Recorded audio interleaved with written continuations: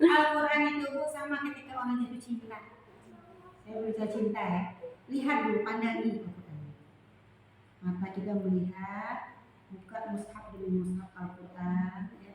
Kemudian coba ibu-ibu baca satu demi satu ayat, ada terjemahannya. Sambil kita mohon, ya Allah, bukakan hatiku untuk menjadikan Al-Quran itu sesuatu yang aku sukai. Secara tidak langsung ibu sering baca, kemudian sering pahami, itu dari mata turun ke hati. Makanya cinta itu sifatnya abstrak, tidak bisa dipegang, tidak bisa dilihat, bisa dirasakan.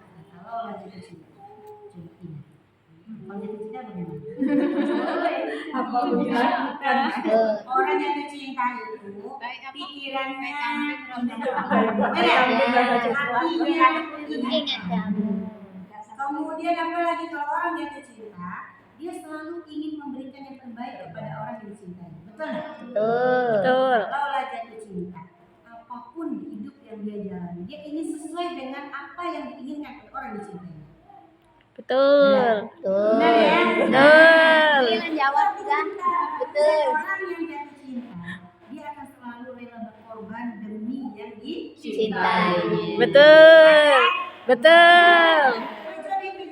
Kalau kita cinta kepada Al-Quran. Ya? Aku mau tidur ingat kamu.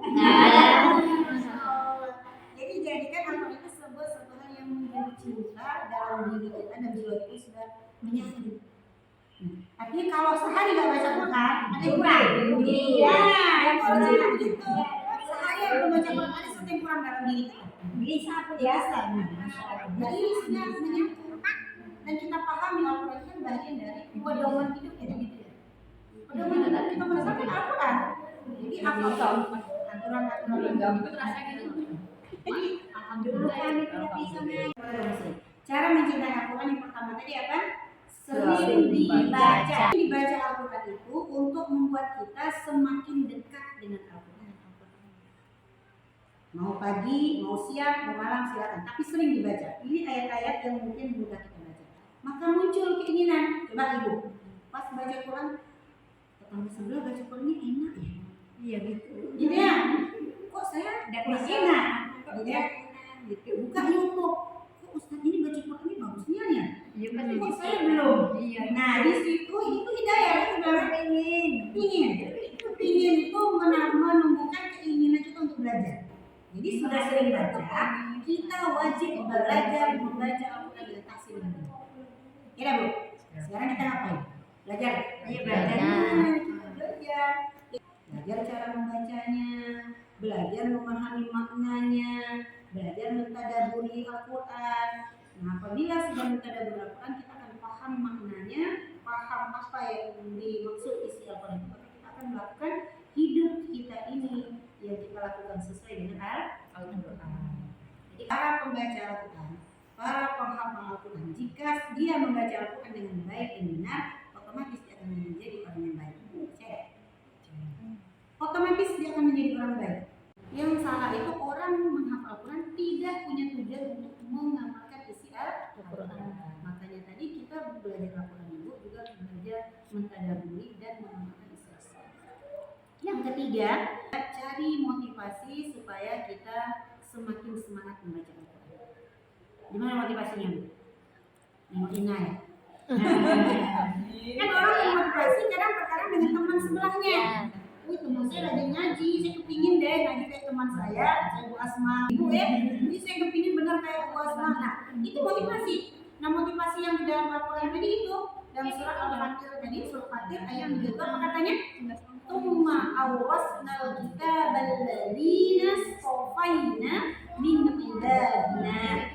Kemudian kami wariskan Al-Quran itu kepada orang-orang pilihan yang ada di antara hamba-hamba kami.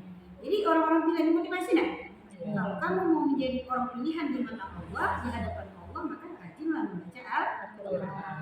Motivasi kedua dari hadis Rasulullah, apa kata Rasulullah? Iqra'ul Qur'ana ya'ti yaumal qiyamati syafi'an li ashari. Baca dibacalah olehmu Al-Quran, kelak di yaumil akhir Al-Quran itu akan datang kepada kita membawa syafaat. Tahu dari syafaat? Pertolongan Allah. Orang yang dapat syafaat. Syafaat dari siapa sendiri? Dari Rasulullah.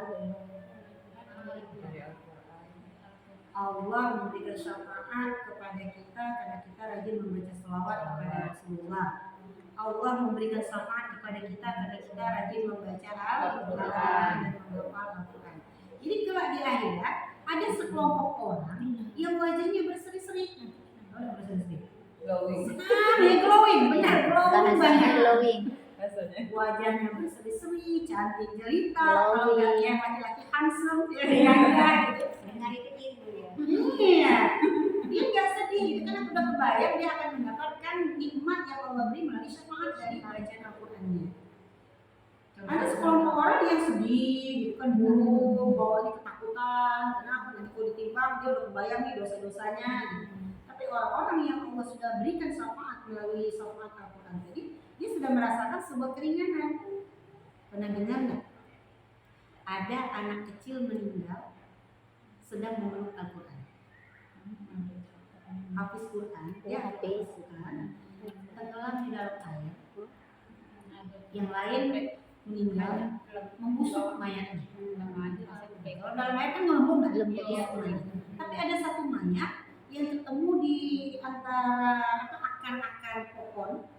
Pas diangkat tangannya memeluk Al-Quran, badannya nggak melembung. Itu kan keistimewaan. Ini dalam konsep agama Islam, doa silahul mu'min. Doa itu adalah senjatanya mukmin. Orang beriman melakukan sesuatu apapun dia harus sertai dengan doa. Sama dengan ketika kita ngaji, Ibu. Ikhtiarkan kita belajar Al-Quran disertai dengan doa.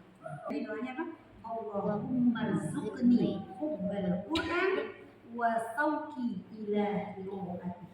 Ada di sekeliling. Iya, yang dikirim Itu salah satu doa disarankan untuk menanamkan rasa cinta kita dan kerinduan kita terhadap Al-Quran. Artinya apa?